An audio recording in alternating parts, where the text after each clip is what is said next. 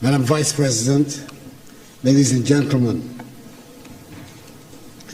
I thank the African and Diaspora Young Leaders Forum for making me part of this conversation and for the opportunity to deliver these remarks at the closing plenary in the presence of the U.S. Vice President, the Honorable Kamala Harris, and in this spectacular building, so admired by all Ghanaians, and indeed by all Africans, as it was designed by one of the foremost architects of his generation, the globally acclaimed Ghanaian architect, David Adjaye.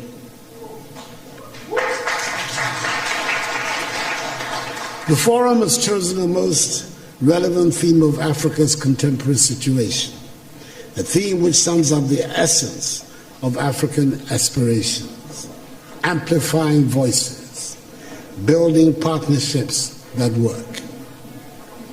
I've stated it before, that it sometimes appears the words Africa and Africans have more resonance outside the continent than inside.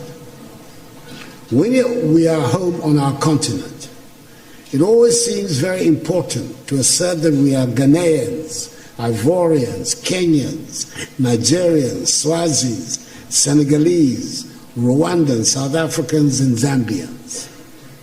Then we find ourselves outside the continent, and then we discovered that to the outside world, there are no Ghanaians, there are no Senegalese, and there are no Tanzanians.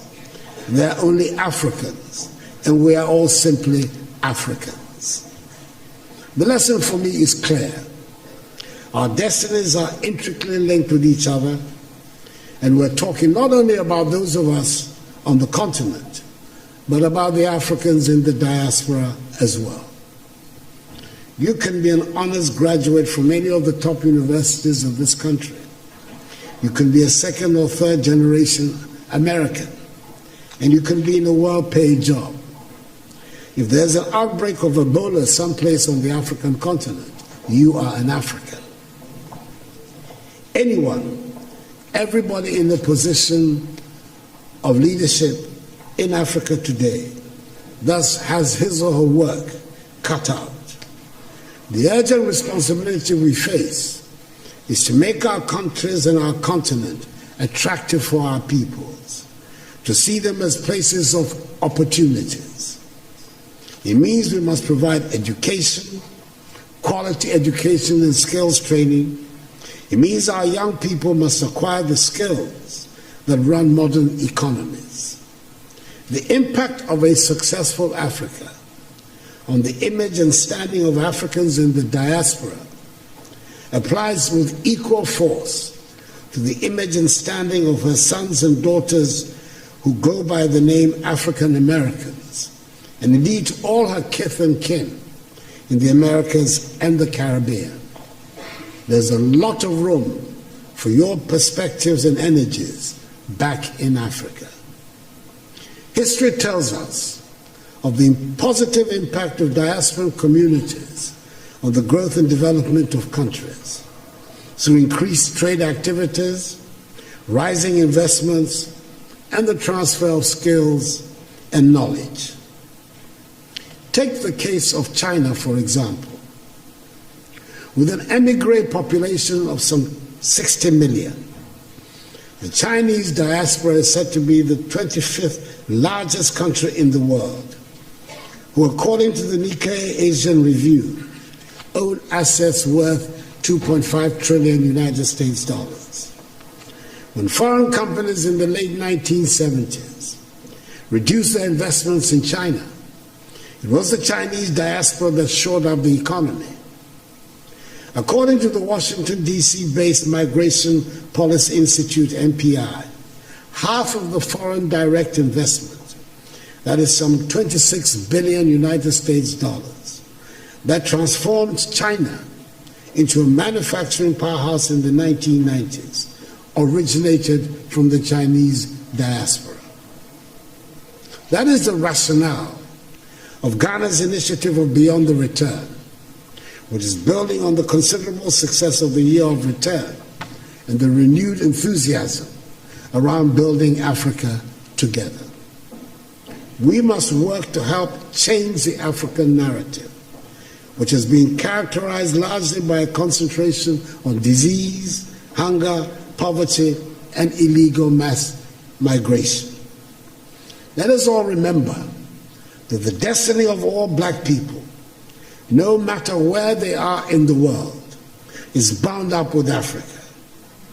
We should never forget that famous admonition of the celebrated Jamaican reggae star Peter Tosh, when he said, and I quote, "Don't care where you come from, as long as you are a black man, you are an African," unquote.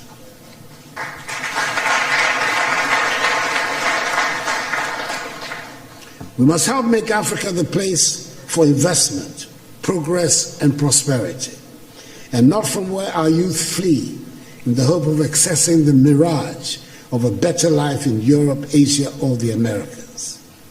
That is what the Beyond the Return seeks to do, so we can derive maximum dividends from our relations with the diaspora in mutually beneficial cooperation and as partners for shared growth and development. The second half of the 20th century witnessed a great blow for human progress and freedom when the African peoples, in the wake of Ghana's shining example, liberated themselves from the colonial and imperialist yoke and the racist ideology of apartheid and emerged as free, independent peoples to construct new nations of hope and advancement. The first half of the 21st century should consolidate this development and see the growth of modern, prosperous, technologically advanced nations within a united Africa, which would make a reality of the dream of the 21st century as the African century and bring dignity and respect to black people all over the world. We've done enough talking, and dare I say we've had enough conferences and workshops.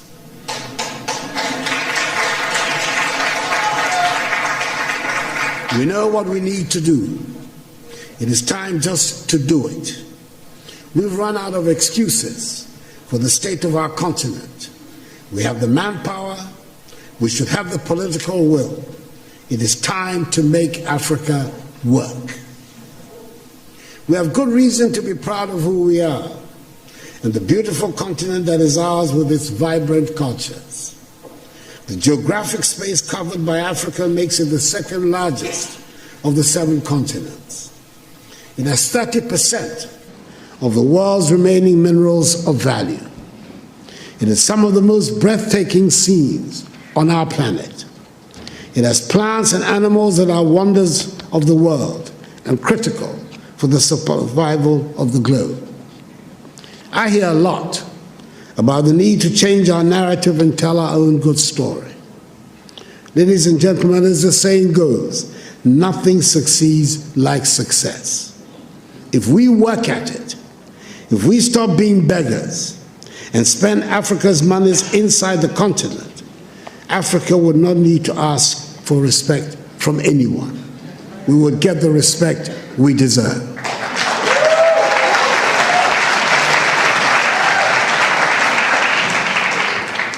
Over 30 years ago, one of America's most prestigious Ivy League universities offered a course in Mandarin, which for years had virtually no takers.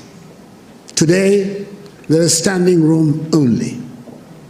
And it is not because the course is any easier.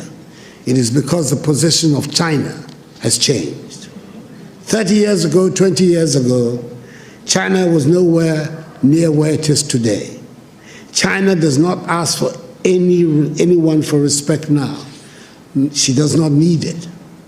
Let us make our continent the prosperous and joyful place it should be, and the respect would follow. I thank you for your attention.